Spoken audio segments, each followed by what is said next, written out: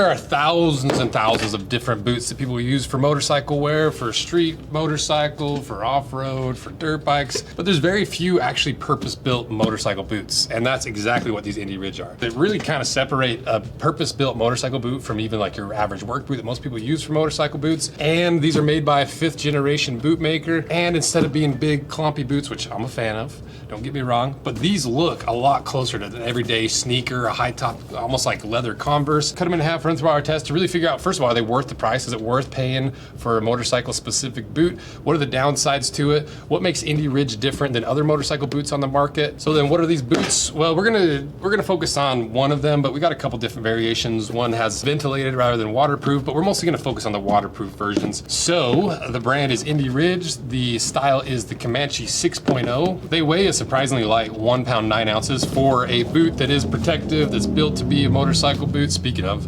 freaking motorcycles ripping up and down the street all day, every day. There's a sweet motorcycle club right here. I'm trying to get in with them, but they're cool and old. I think I gotta be cooler. They retail for $195 and they're made in Pakistan. And in full transparency, I have consulted with Indie Ridge, and one of my critiques of Indie Ridge before this video, we did a little unboxing, was we need some product descriptions. You know, I want a positioning statement. As a consumer, I'm looking for that positioning statement to say like, this is what this boot is, this is what it's for, here's why you should buy it, and here's everything you need to know before considering buying this. So since there isn't much positioning, I did like this statement that he made, which is, this isn't a work boot pretending to be a motorcycle boot. This was designed from the ground up for riding. And I think that pretty well encapsulates it. Dude, this is not a casual boot. This is a riding boot through and through that you could wear casually when you're off the bike. It's made to be flexible enough that you're not walking around in cast, but more importantly, the #1 priority is rider safety. Second is comfort, because if you've ever ridden bikes, especially long bike rides, you need comfort, especially in your feet where all that road vibration and just having your feet crammed in a boot out in the sun all day, being baked all day. Even when you're off the bike, walking around into the bar, doing whatever, you want some comfort. And then finally, style comes last. But this is a very good looking motorcycle boot because it does blend that sneaker, kind of like that high top Converse vibe with like motorcycle boots with heritage kind of rolled in there with a full leather construction. And so that's how I'd position it personally. And then they also have the Crow, which is the same specs all the way through, $195. And you have the Crossfield, which is the more breathable version, which doesn't have that waterproof lining, like I said, and perforated leather. So if you want a more breathable one, that's what that's for. But we're mostly gonna focus on the full waterproof, full protection pairs in these two. So first, let's start looking at that leather, because that's one thing I was really happy about. It is full leather, at least from the outside. All these panels are leather. We burned them, we scraped them, we scratched them. You know, I like leather because I'm a leather nerd. I've got a leather working company. We make handmade wallets, all this stuff. So I love leather, but for protection and motorcycle gear, leather is almost undefeated. There's a couple unique materials out there that are a little bit more abrasion resistant than leather, but they're not flexible, they're not malleable, they don't breathe like leather. They don't have that ability to live with you. What I mean by that is it kind of breathes with you, it lives with you. If you take care of it, it takes care of you. If you neglect it, it splits. And nature spent millions of years developing the perfect thing to wrap animals in to be abrasion resistant and flexible. And so I was glad to see, and that was a big part of when I did consult with him. I was like, you gotta do the whole thing leather, especially the outside. It's gotta be leather. And it's good leather too. It's 2 to 2.2 millimeters thick, which is usually what you see with work boot leathers. And so to see it in a motorcycle boot, it's gonna give you that same support of a work boot leather, that abrasion resistance, but it's just a good leather, you know, and they say it's full grain. I don't think it is. See this matte color or this matte texture on it? That's usually from a slight buffing of the grain, which a full grain has the entirety of the grain. And anytime you touch or sand or buff the top, that's technically not a full grain, but literally 95% of brands screw it up. Everyone screws it up. So is it at least a grain leather? Well, we looked at the cross section, plenty of grain left in there. So it's just really, really lightly buffed. It's almost a full grain, but it's not. And you can see in that cross section, there's no filler material in there. It's just solid leather all the way through. But what about the protection for the upper aside from just the leather? Because one unique thing about what Indie Ridge does is they build them to the safety certifications of Europe, which are a lot higher, a lot more stringent than American certifications. So here's all of their certifications that they pass through the EU, through the European safety requirements, like height of the upper is level 1, impact abrasion resistance level 2 at 12 seconds, impact cut resistance level 2 at 50 millimeters cut depth after 1 kilogram blade drop at 1 meter, transverse rigidity, which is really interesting with this, we'll go over that in a sec, and the waterproofing, certified 8,000 flexes in water. So Indie Ridge goes above and beyond to make sure their boots are actually actually protecting you. And I'll show you that midsole. The midsole is probably the coolest part of this. But as for the upper protection, you do have this toe cap. I don't know if it's a true toe cap or not, but you can see it's brought super far back so that you have that shift area, where most toe cap boots, they have a lot shorter toe cap. So when you'd actually be shifting, you'd be shifting on that stitch line, which would cause it to fray and split. And next thing you know, you got a hole in your boot. So the fact they brought it back so far is specifically designed for riding. But the coolest part of this upper is right here in this ankle protection, because this is not just a high top boot with a little bit of leather to protect your ankle. You've also got something deep down inside of there. So we're gonna cut this thing open in real time with my Kershaw. But I wanna know what they put in there to structure that, because that's right over your ankle bone, where if you lay down your bike, you're gonna be skidding on the ground on your ankle. You're gonna take all that impact in your ankle as soon as it falls. So they threw in something right there. So let's get in there and figure out what it actually is, because I actually haven't seen it. Sorry, Steve. Just dissecting your boy on screen here. Let me see if I can get this out. I better put my knife away like I should. Right there, got it. Right there, see that? That is a hard little, so the impact hits that before it hits your ankle, and then you have all that padding on the inside here that we just saw as I dissected this. But this is interesting. Is this a plastic bag on the inside? What is this? Is this the waterproofing?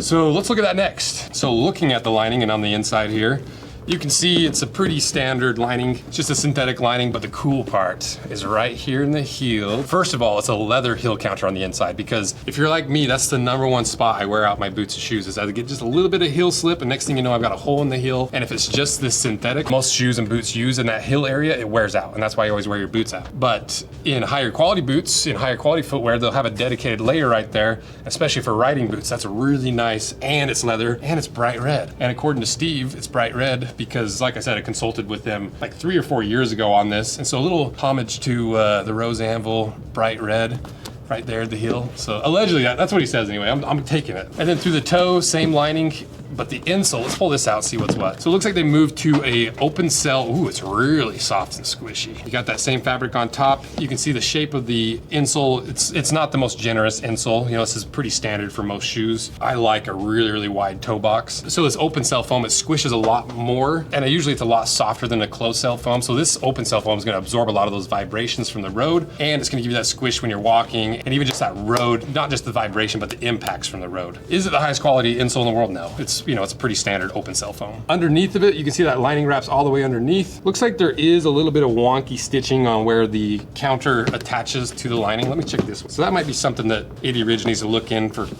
quality control to make sure that one's better. Maybe just that one, the stitching's a little wonky. We'll see when we get it cut in half. So then my question is, these are waterproof, right? It says right there. So this must be the waterproof lining. I don't know if I've ever seen it's almost like a plastic bag lining. It's way stronger than a plastic bag. You know, if you rip a plastic bag from the grocery store, they rip it pretty easy. If you do this to a garbage bag, it probably doesn't hold that strong, but this is not your traditional Gore-Tex lining. And I don't even think they really say much about it. Let me see if I have any information on the lining.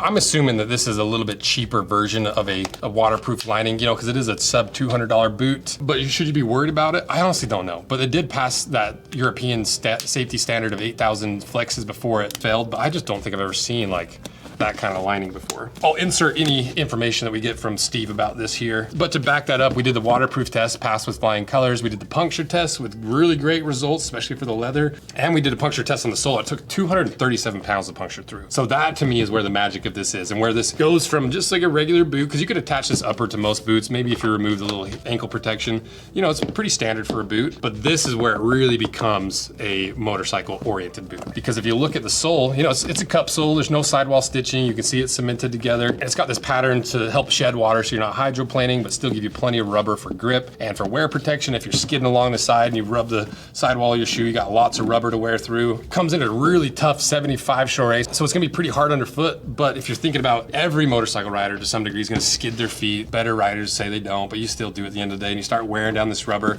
So I'm assuming that's why they went with a harder rubber, but you are gonna lose some of that grip and some of that soft squishiness underfoot, because this is a lot closer to a work boot rubber hardness. That's to me not the thing that really separates, because it's the midsole. Because the midsole, instead of like a regular shank you see in most boots where it's a half an inch wide and maybe 5 or 6 inches long, this has a full length, full width midsole shank essentially. And what that does is not only does it structure the shoe so you have that support and to give you the structure you need, but it also prevents that torsional flex. The real term is transverse rigidity. Because it's not just a little shank and supported by fiberboard, that whole slab is the shank. So it's hard to torque this way. It's a little bit harder to bend this way. But more importantly, for the safety of the rider, it's a lot more crush resistant. Because if your bike lands on your foot like this and you're in any other pair of shoes or boots, that all those internal layers are gonna sandwich and fold in and your foot's gonna get crushed. But this boot has that full length and full width midsole / shank, which allows it to have that rigidity. So when you do push down on this, it doesn't completely collapse and break your foot. That's the main thing that makes this a motorcycle boot, because you do sacrifice some of that flexibility, some of that natural movement for the safety of the rider. But I don't know what it looks like. That's just what it says in the description. So to really see what's going on, we need to cut it in half. So now let's cut these in half, see how that's actually structured. Is it even true that it's the full length and the full width? Is there other layers in between? How is this structured? Let's cut it in half and find out.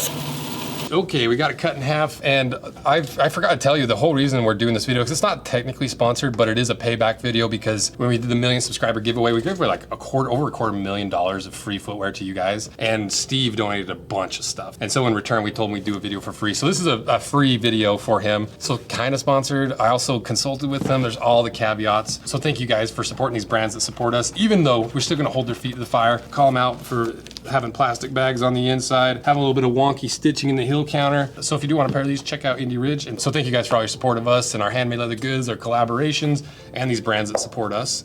So now, let's see what's inside.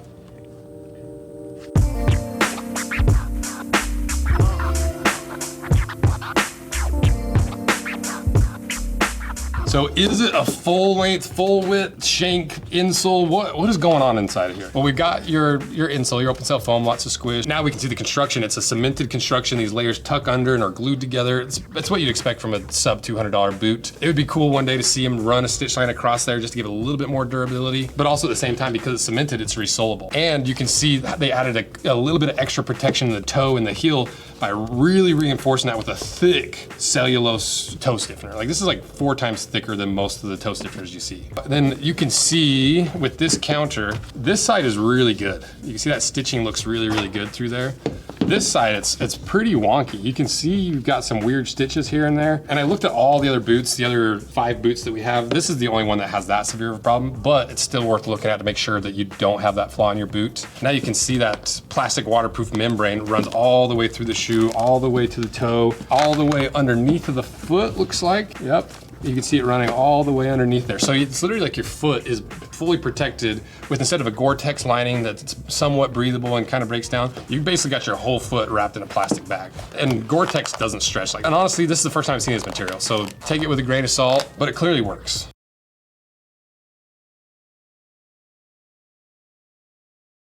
But the sole, that's what matters the most to me, because you can see it does have a full-length layer of foam underneath of that waterproof membrane. It's gonna give you a little bit of squish, a little more impact resistance, stops road vibrations. And then that is the most integral part of this entire boot. This other layer in the midsole is essentially if you took a steel shank and widened it to the width of the boot all the way through and all the way through the toe and the heel. So this full layer acts as the shank. And I don't even know what the material is. It's not fiberboard, because fiberboard, if you've seen as you bend it, it slowly delaminates because it's basically just paper, really, really thick paper, and it starts to fall apart, it crumbles. And this kind of looks like a fiberboard. It's almost like it's an infused, oh, I don't know. I don't actually know what this material is. Some sort of fiber-based layer, but it's a lot hardier. It seems like it has almost like plastic or rubber infused into it. I don't think I've ever seen that material. And so that's where you get that transverse rigidity. That's where you get this, the flex rigidity. And that's where you also get that lateral crush resistance. So what actually makes this a motorcycle boot? Well, one is that it's first and foremost safe. You know, every aspect of the shoe is built around safety of the rider. They thicken the midsole to give you more rubber to wear through. They still left the egg crate style there to give you a little bit of impact resistance. You've got that whole midsole we talked about. You've got that nice heel counter. You've got those ankle protection. You've got the full height. You've got full leather construction. You've got the high quality, almost full grain leather. And then second comes the comfort with all the squish and the padding, that little bit of foam underneath there, the open cell foam insole. And then finally is the aesthetic. And that's what's cool about this is I feel like they nailed all three. Like still at the end of the day, if you wore this as a sneaker, people are like, that's a little bit chunky. Like what's going on with that sneaker? Why is it so rigid? But like it would pass. You know, that's what's cool about this is for a long time, you either wore like motorcycle boots, whether it was like a heritage motorcycle boot or purpose-built motorcycle boot, or most people wear like Vans and Converse and like skate sneakers to ride their bikes in. So this meets those two styles in the middle and maintains a lot of those heritage aspects that we talked about while still modernizing it, making it more affordable, easier to wear, more aesthetically pleasing if you're not into that heritage boot look, and under 200 bucks. So to me, that's what makes a motorcycle boot. It starts at ground zero from the intention of the product. Instead of converting an existing product into a motorcycle boot, they started with the intention to make a motorcycle boot and chose and selected and designed everything around that concept, starting with safety, then comfort, and then finally aesthetics. And that's why it's valuable to cut these in half, because if you just saw this, you would maybe not realize that they have the ankle protection, how this entire full length, full width shank works, what you're actually buying, the ins and outs of it, and especially on protective equipment, you need to know what you're actually buying. So that's what makes a motorcycle boot, but it also starts at the brand itself. Steve, the owner of Indie Ridge, is obsessed with quality. He's obsessed with making the boot right. That's why he's on the 6th iteration before we even cut it in half. I think I consulted on like iteration 2. Like, yeah, okay, let's cut them in half and do it. He's like, no, it's gotta be perfect. And now 4 other iterations later, he's finally like, okay, now I feel like it's worthy. So now after 6 iterations, after working through the kinks of all the different samples he's run, people testing it, the different iterations that people have bought, we finally cut it in half to see what he's been cooking for the last, what, like 7 years of this. So let me know what you guys think. Let me know what you think of these motorcycle boots. What do you wear? What are some other brands that are similar to this that could compete against Indie Ridge? And if this video does well, maybe we'll do a motorcycle boot series. I've always wanted to, it's just I don't know if there's a big enough audience for it. So if you wanna see this, support this video and let me know what other motorcycle boots you want us to review. And thank you guys for all your support. See ya.